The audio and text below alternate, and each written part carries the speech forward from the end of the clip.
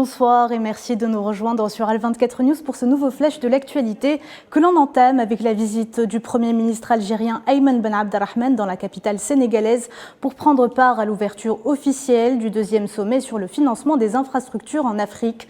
Le chef du gouvernement algérien s'est entretenu lors de cette rencontre avec le Premier ministre sénégalais. Les deux parties ont évoqué l'état et les perspectives des relations bilatérales ainsi que les voies qui permettront de dynamiser les mécanismes de coopération en vue de renforcer le partenariat entre les deux pays dans tous les domaines.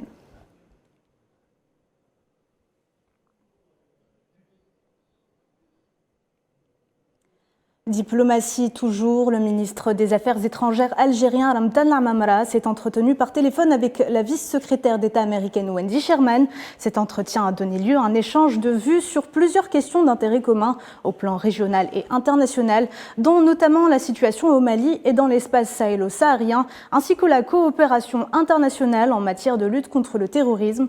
Les questions palestiniennes et sahraouies ont également été abordées. Et le groupe Sonatrach, en partenariat avec l'entreprise italienne Tecnimont, a officiellement lancé le projet de réalisation d'un 4e train de GPL à Hassi Mas'oud d'une capacité de production de 1200 tonnes par jour. Le PDG de Sonatrach, Tawfiq Hakkar, et le PDG de Tecnimont, Alessandro Berlini, ont tous deux salué la fructueuse coopération entre les deux parties qui a donné naissance à un site doté d'une capacité de 8 millions de mètres cubes par jour à partir du gaz associé provenant des usines existantes. Le conseil d'administration du Fonds monétaire international a achevé les consultations sur les perspectives économiques de l'Algérie avec des conclusions assez positives. La reprise économique s'est renforcée et la croissance du PIB hors hydrocarbures est estimée à 3,2% en 2022 contre 2,1% en 2021. Elle devrait encore se renforcer pour atteindre les 3,4% au cours de l'année 2023. L'inflation devrait également s'atténuer cette année à 8,1%. Et les chefs d'État de la Corne de l'Afrique se sont réunis dans la capitale somalienne Mogadiscio avec pour objectif principal l'examen d'une stratégie régionale de lutte contre les terroristes du groupe Al-Shabaab visés ces derniers mois par une vaste offensive militaire somalienne, à l'occasion de lancer un appel à la communauté internationale en vue de renforcer le soutien et l'équipement des forces somaliennes et mettre l'accent sur la menace du terrorisme pour la stabilité de la région. Et des citoyens marocains se sont rassemblés devant le Parlement de Rabat pour protester contre la normalisation des relations marocaines avec l'entité sioniste. Les protestataires ont dénoncé les crimes perpétrés contre la population palestinienne, notamment le dernier massacre à Jenin qui a fait 10 martyrs.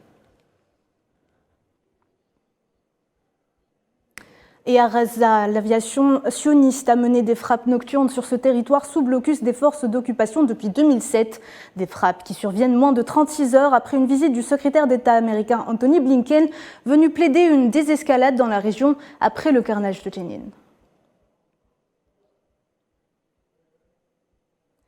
Et toujours en Palestine, au moins 27 Palestiniens, dont des enfants, ont été arrêtés par les forces de l'occupation sioniste lors de raids nocturnes dans les maisons des Palestiniens, principalement dans le gouvernorat de Ramallah.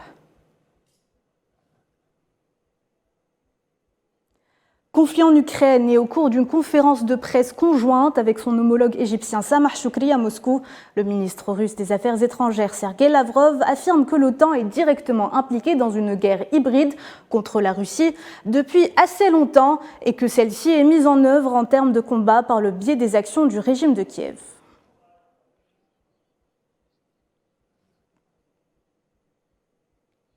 Et c'est la fin de ce point de l'actualité. Merci de l'avoir suivi. On se retrouve à 19 h pour le journal de la rédaction.